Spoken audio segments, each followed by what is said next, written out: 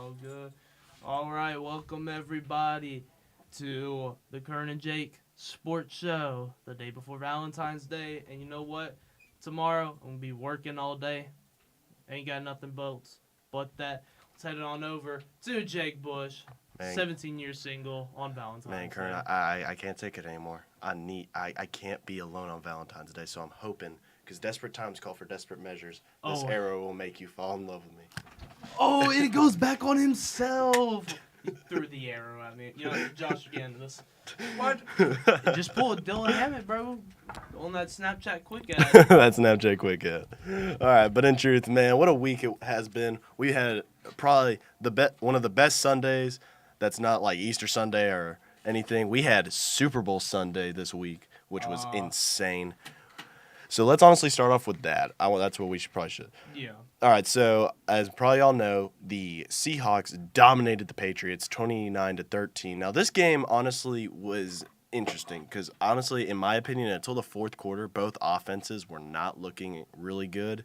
And I mean, the Seahawks were still getting some field goals, all that. And the Patriots defense, I will give credit where credit is due. They look really good. They did look good. They looked great up until maybe midway through the third quarter, if you ask me. Yeah. But this Patriots offense was not good. Drake May did not play good. Bad Bunny. I saw something that was like Bad Bunny had more yards and time with the football than the whole Patriots team did. And I mean, that's not ridiculous to say. I mean, we all saw it. We saw Drake May walk into Levi Stadium and do nothing. yeah, Drake May did absolutely nothing in this game. Drake May offensive line didn't do anything this game. I think I saw with the Patriots the ball fly more backwards than I did forwards.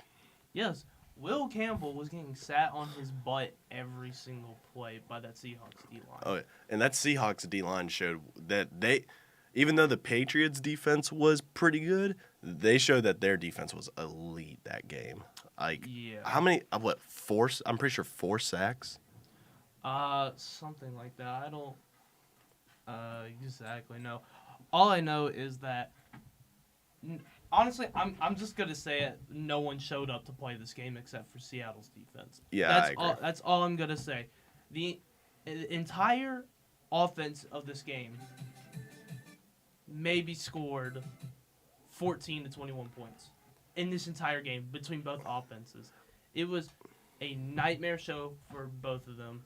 The only offensive player that even looked good on both teams was Kenneth Walker, who was Super Bowl MVP. Yeah. And it shouldn't have been him. It should have been the kicker. All right, and what I will say and I've kind of thought about this.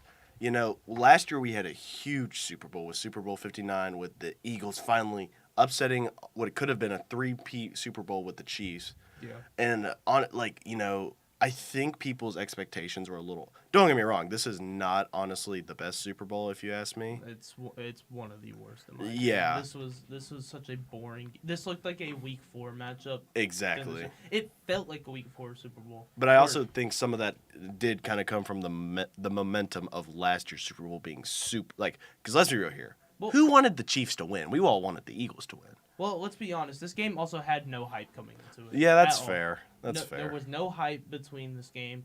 There was no hype in the middle of this game. It was a straight blowout from start to end. Well, what's worse is I feel like, as much as we love predicting the games, this one was almost too easy to predict. It really was. I mean, because don't get me wrong, I like to be right on my, picks. But if I'm gonna be proved wrong, I want to see a good reason why. exactly. And if the Seahawks would have lost, I would have been mad on this show. But yeah, it's just like I said, the momentum of last year being such a hype Super Bowl with, we had the Kendrick Lamar show. Obviously, we had the Eagles. It had been 2 years since they had been there, had lost in the Super Bowl, came back, found a way to win, somehow managing to keep the Chiefs from scoring until the fourth quarter. Yeah. And just compared to this, where it was just, let's make a field goal. I mean, it was a pretty boring game to watch until the fourth quarter. Look, you take last Super Bowl. Last Super Bowl was also a defensive Super Bowl. Oh, it was. Let's not be wrong about that. That Eagles defense won it for them. Oh, yeah. But when you have Patrick Mahomes versus the Eagles' offense with Jalen Hurts at quarterback. Yeah. That game is going to be electric no matter what. Even though, let's be honest, Jalen Hurts is nowhere near Mahomes, even though he beat them in that game. Yeah. But the storyline going into that was the Eagles' defense cost them at the end of the game of the last Super Bowl they met up at. Exactly. This time, the Eagles' defense went in and beat them. And their offense was, okay. Yes, they had Saquon, but you still have Jalen Hurts at quarterback. Well, and it's honestly, with that Super Bowl, when that happened, it was if either one of team won, they were going to be doing something huge. If the Chiefs would have won last year, that would have been the first three-peat Super Bowl, and then obviously with the Eagles winning, they destroyed that chance, and because Kansas had a bunch of momentum those past 2 years, so they completely obliterated that momentum, and you could tell it honestly affected how they played this season, if you ask me, because this is one of the first times they weren't even in the playoffs. The Chiefs, yeah. Well, the Chiefs are just, I don't know, the Chiefs are all over the place. They have a old roster. They can't draft. Mahomes got hurt halfway through the season. Exactly.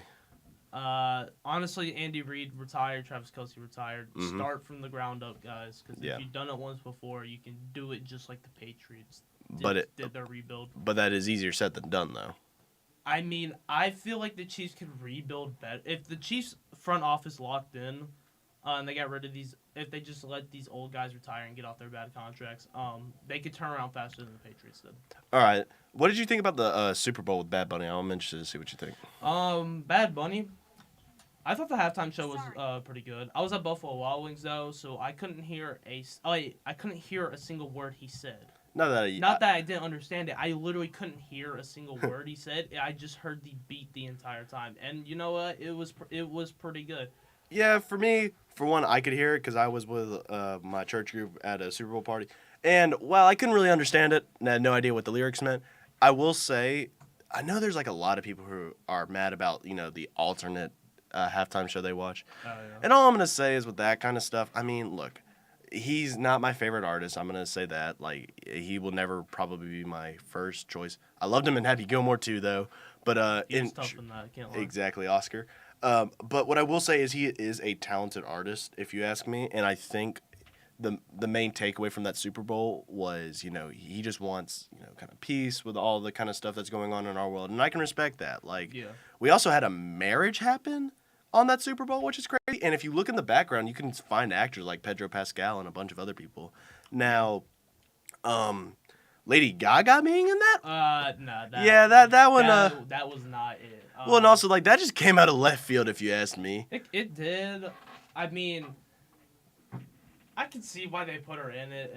Was she sang Die? She sang Die with a Smile. Yeah. I mean, that song was pretty big. Oh yeah, that was honestly one of the hugest songs of 2025. Yeah, but you know what I hated that they did? What? They put a fast beat on a slow singing song. And yeah. So Lady Gaga sound out of rhythm the entire time. I thought Lady Gaga singing was the worst part of the Super Bowl halftime show. Yeah. Who would have guessed we would have turned into a Vinyl Verdict now with this? But yeah, and you can't just put a slow singing song on a fast beat. It doesn't work. Honestly though, if I were to give a whole Super Bowl a rating out of 10, I would give it maybe a 6, honestly. I would give the Super Bowl a 4. Ooh, wow, a 4 is... Because... I don't know, the fourth quarter did save it for me becoming a 5 or a 4, fourth quarter. What fourth quarter? Where the team started scoring. You mean the Seahawks started scoring? I mean, the fourth quarter might have been the worst quarter of the entire game. I don't know about that. Patriots didn't show up one bit. It was all Seahawks. It was ridiculous. It wasn't a fair... we knew this wasn't a fair game going in, but that fourth quarter was absolutely ridiculous by how the Patriots just quit mid-game. All right, I do want to ask, and I feel like you're going to say the Giants because knowing you are a Giants fan. What team do you think should be to look out at this next season? We'll go one from each conference. We'll go. Obviously, NFC, the New York Giants. I mean, that's not even me saying that. There is so much potential in that team. I understand where you're coming from with that. There is so much potential there. If this team can lock in, that's a top 5, top 4 defense in the league. There, no doubt. Star talent on paper, that's a top 5 defense in the league. Honestly, Offense, yes. you saw with Jackson Dart with nothing on that offense. He turned Wan'Dale Robinson into a 1,000-yard receiver. And let's not forget our favorite CTE person himself, Cam Scattaboo. Cam Scattaboo's coming back. Oh, Him yeah. and Tyrone Tracy are going to run the league.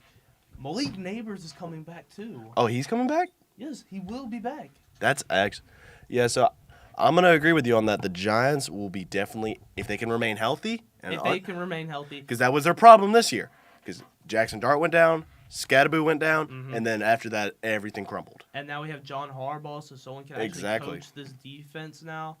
The New York Giants are looking like a top 6, top 5 team going into next season. There's no doubt. And then the AFC, they were the most underrated team throughout the entire year this year. They did lose in the first round of the playoffs. I'm going to go with the Jacksonville Jaguars. The Jaguars? Yeah, I'm going with the Jaguars because you look at the Super Bowl logo that they announced.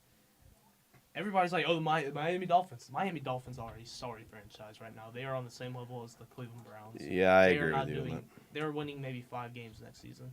So I'm going to give it to the Jags. They played Trevor Lawrence. Could have.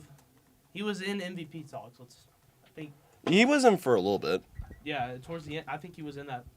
He was one of the finalists, too. But obviously, it wasn't like top 3 or anything. But he was a finalist for MVP this year. So, you know what? Maybe Trevor Lawrence is that guy who wins the MVP next season.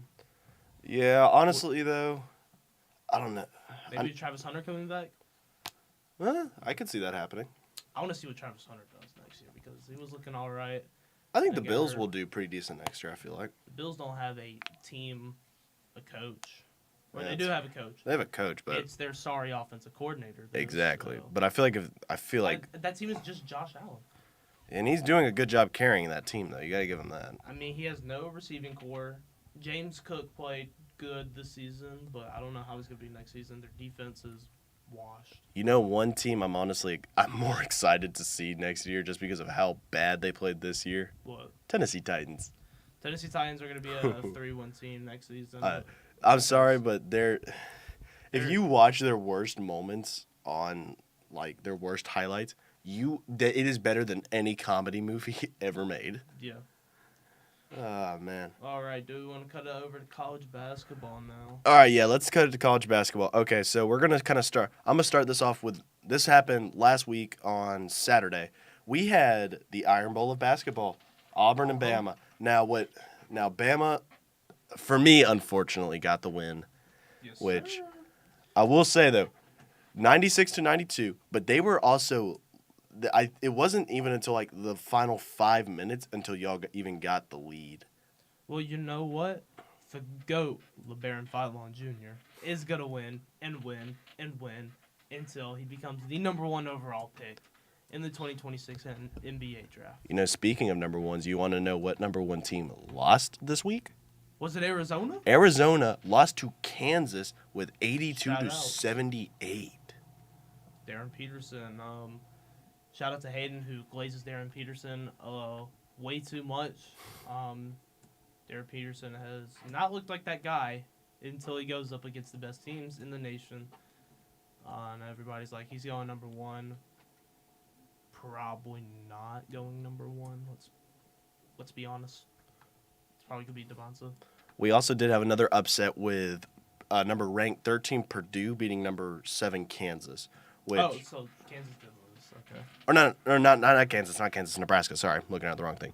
But also, I see. Auburn also did lose again on Tuesday to Vanderbilt. Ooh, Auburn's so that was a bad game. Our defense did not show up. Our offense was God knows where. That game was honestly hard to watch. You know what defense did show up? Who? When the Pelham Panthers took on Spain Park. Oh my gosh, yes. Just a couple of days ago. Region champs, dude. Great game. Shout out to all of our basketball players, to Coach D. Man, they did something truly phenomenal, man. Shout out. Any more college basketball news? Right now, honestly, it's funny. Georgia was looking to be I thought they were going to be kind of one of the next big contenders for college basketball when they were ranked, but now they have been on like a huge losing. Like they lost to Florida on Wednesday. Virginia Tech beat a ranked Clemson by 10.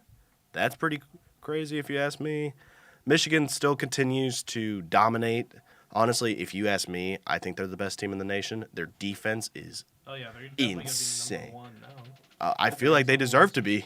And honestly, like I said last week, they will probably no, not even probably. At this point now, unless there are some like script writers, they are making the Final Four. Like, Ooh, yeah, they're making the Final Four. I think they will make the Final Four. If not that, they their defense, the way they, because I'm pretty sure they do. I can't remember if it's half or full court press, but the way they played their defense is simply elite. They are one of the hardest teams to try to score on. I mean, yeah, when you have a roster like that at Michigan, it's really hard to beat that. Yeah. Some games we got today. We had Michigan State at Wisconsin, St. Louis at Loyola, Illinois, and then Ohio at Miami, Ohio, which Miami, Ohio is ranked number 23, which is surprising. You know you can't call them anymore. Really? Yeah, they came out with a thing. They're like, we do not want to be called Miami OH or Miami, Ohio. We want to be called the University of Miami. Yeah, sorry. But also, we have a good bit of ranked games tomorrow, which will be interesting. We have Clemson at Duke, which... Ooh, that might be good. Yeah, that one will happen. We got Kansas at Iowa State, which will be interesting. We'll have a good SEC match. Kentucky and Florida, which shout out Riley Fell, one of the few Florida teams I know. Still ranked number 1 Arizona is playing Texas Tech. Auburn plays a ranked Arkansas. Wow. Yeah, I know. Some great games. I know. All right, moving on. Let's go to some CFB eligibility. Oh, okay. So I'm going to lead off with this story. So this story happened either yesterday or Wednesday. You know, I'm getting ready. I think it was Wednesday. So, you know, I'm getting ready to go to our team meeting and stuff. Well, the ESPN app rings on my phone. I do have to check it.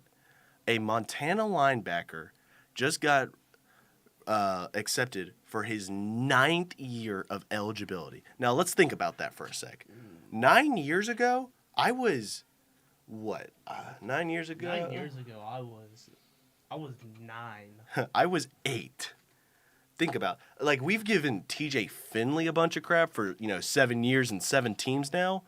This dude makes TJ Finley look like he's been in there for a short amount of time. Like, but that is so crazy. 9 years. You have seen, we've seen, he was there when, all right, so what? This year's the Ozzy. Dang, bro. He's been there since 2017. I know. Dude is probably He's been there. He's been playing for Montana the whole time. I don't think Fortnite Battle Royale has been around. Yeah, well, I think he originally started at USC and then went to Montana. But let's just think about that. Like, that is almost a decade of don't get me wrong. Your football career is older than Fortnite. His football. Your college football career is older than Fortnite. As much as we poked fun at Diego Pavia trying to get more years, dude, just put the fries in the bag and honestly, leave. Your career does he start at least? Does he at least start? I don't even know if he starts because he's gotten injured a bunch of times. You know what? Pack it up, bro. You're becoming not even a doctor, bro. You're at McDonald's. You could have your PhD by now. He could have had it. He might have 2 at this point. Because what? It's 7 years you get a PhD. I don't know. Dude, let's say if it is 7 years, this dude could have had his PhD already in his. Might as well. At this point, he must be like pursuing like a doctorate or something at Montana. I do not know. But now on to more good news about eligibility. Trinidad got signed he is now eligible for his 6th year. I don't know why. This is a bad move for Trinidad. Probably. I can't It's a bad move for Trinidad, but I know a bunch of Ole Miss fans who are right now insanely happy just because, he is. Why are you going back to a team? I know y'all won a playoff game and y'all went kind of deep into the playoffs and y'all had a really great season. But your coach left. Yeah. Most of your team is leaving around you. You have the chance. Look, he's sitting as the 3rd best quarterback in the class right now. Yeah. Why is he not going to the draft? I will say, though, it is, speaking of Lane Kiffin now being gone, the amount of, and when you bring that up, he's 3rd. They've had a bunch of transfers now. And, like, Ole Miss definitely did do good in the transfer portal this year. So you are right that what is he doing though? Like That's what I'm saying. Trinidad, well, if he went into the draft, he would have been what Dylan Gabriel was in the past draft. I can see that. Yeah. Because look, he's not going first round. There's one quarterback. Mendoza's going number 1. Oh, yeah. Ty Simpson might go to the Steelers in the late first round. That's it in the first round. Trinidad Chambers, I've heard people saying he's going up in the 3rd round. I don't believe it. He's a 5th to 6th round pick for me. But still, why are you going back to this team? You're just tanking your draft stock. It happens to every quarterback that does this. Mm-hmm. You're the 3rd best quarterback in the class now. Why are you going back to college? It doesn't make sense. Well, I do hope Ole Miss does do good next year. I don't know if I can see them doing as good. Definitely probably not as good as they did this year. Definitely not. But I will say it is going to be also interesting with, how LSU has handled the portal. And because if Lane Kiffin does not deliver, this would have been the worst decision of his career, if you asked me. If he goes to LSU, no, he got that bag at LSU. That's all he cares about. He don't care about the culture down there or anything. He's like, I'm Lane Kiffin. Give me my bag. I'll coach you for a few years, and then I'm gone to get another bag. I'm going to break your heart. I'm going to make you love me just to break your heart. Well, what's crazy is I'm pretty sure they're like the first, conference games against each other. Oh, that's tough. Oh, speaking of this, Alabama football is making a bad decision. They're thinking about canceling their new series with Ohio State already. I showed you that. I remember that. Bad move. That will be insane if that does happen. Bad move for them. Because, look, we can lose to Ohio State. It will be all right. They'll be like, oh, the Big Ten's better. The Big Ten's better. No, the Big Ten is not better. We were having a sophomore quarterback come in who played 3 quarters all last season. Mm-hmm. All right. If his first game is not Ohio State, what are we doing? Are we even Alabama anymore? That is a Auburn move right there. Okay. Whoa.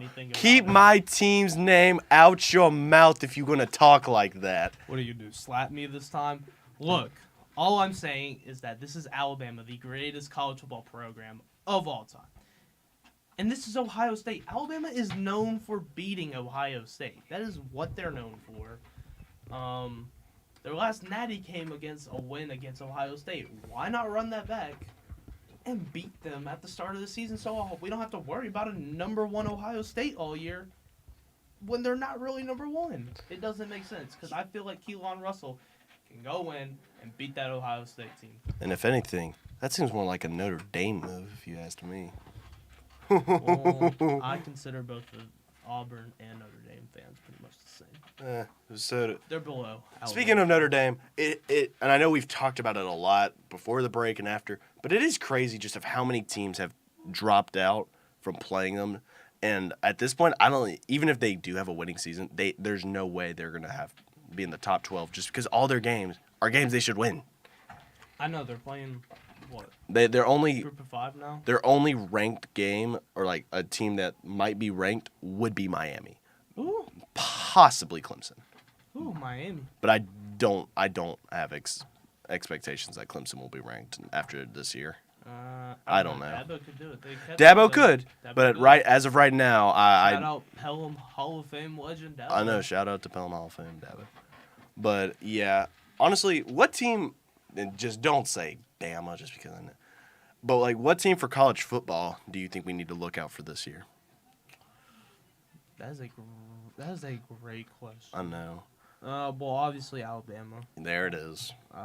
I mean, I'm not gonna lie, Alabama is looking pretty good. Have you seen Auburn has dominated the transfer portal, dude. Yeah, with South Florida players. Yeah, and isn't Alex Golesh the same guy who's beaten y'all a bunch of times? I don't think so. Yeah, he has, dude. When he beat us. Tell me one time. Let's look it up. Tell me one time. All right, I'm gonna look it up. Wait, South Florida? We never lost to South Florida. When? They can only play a first half against us. That's it. Josh, you're not Italian either. South Florida is some bums in the second half. I'll tell you that. Sure. They don't beat us. They don't beat us. All right, The let's only see. Florida team we've lost to was Florida State, but we don't talk about that because. When he was the offensive coordinator at Tennessee, he has beaten y'all. He beat. Oh, he was an OC. That doesn't really matter. He's an OC. He's a nobody. Yeah. Either way, he's dominated the transfer portal, man. Yeah, with his own team. He just brought his own team over to Auburn. What other teams would you say, other than like LSU? Obviously. Low-key, Oklahoma State. Yeah, they have. With all their transfers from North Texas, they got a new head coach for North Texas. What's his name? Drew Messamaker at quarterback. He's going to be really good for them. We have John Mateer returning to Oklahoma. That will be interesting because. That might ruin his career. Well, yeah, but honestly, because the only reason I'm interested in this is because if you look at his stuff before his hand was injured, he was a really good quarterback. It was just after that when he was only averaging 150 passing yards. Well, Yeah, I know. But honestly, if they keep him healthy this year, I honestly see him being a top contender for one of the best quarterbacks. Yeah, and then he'll have another 17-point blown lead. What else? Texas will be I am extremely excited for Texas. Isn't there? Don't they have another quarterback as well now, or is it still Arch? I think it's still Arch, but I'm more excited to see the duo of Arch and Cam Coleman working together. Oh my! That is going to be elite if they. Oh my god! Because Cam Coleman, love the guy. I am so sad that he transferred from Auburn, but he is honestly one of the best receivers in the nation. And until he plays Alabama. But if Arch can play like how he did in the final kind of few games, except for the Alabama game, obviously.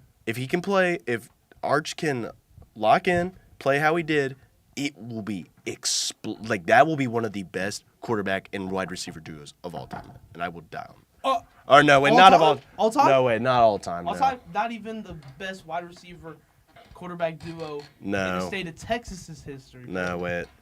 No, I wouldn't say all time. Ridiculous. It will probably be the best of that year.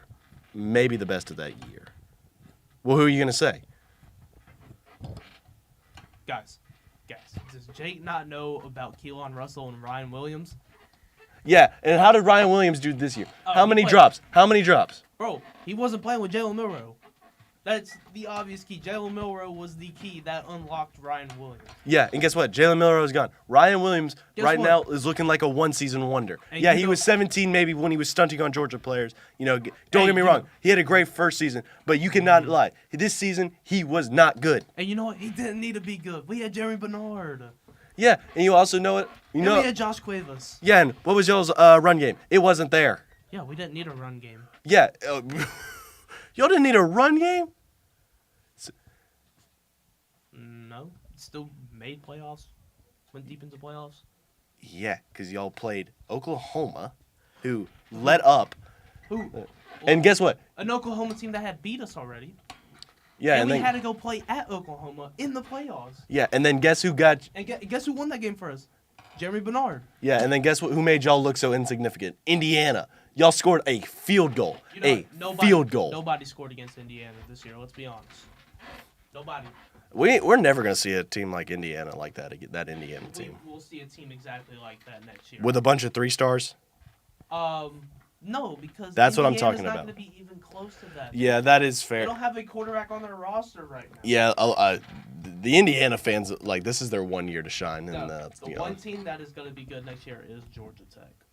Ooh, that's not a hot take. I agree with that. Georgia Tech is looking really good. The younger Mendoza brother. Alberto Mendoza? Yeah. He's looking pretty promising. Justice Haynes, who was a top 3 running back. He did really this good. year at Michigan, transferred there. Mm-hmm. Jalen Mbakwe transferred there. Yeah. They're going to have a really nice offense. Yeah. Well, we got Panther Perk coming, so unfortunately we're going to have to cut this episode right here. Thank y'all for watching. All right. Just real quick for some other stuff. Next week we'll be talking about more of the Olympics that is happening, and I think the Elimination Chamber is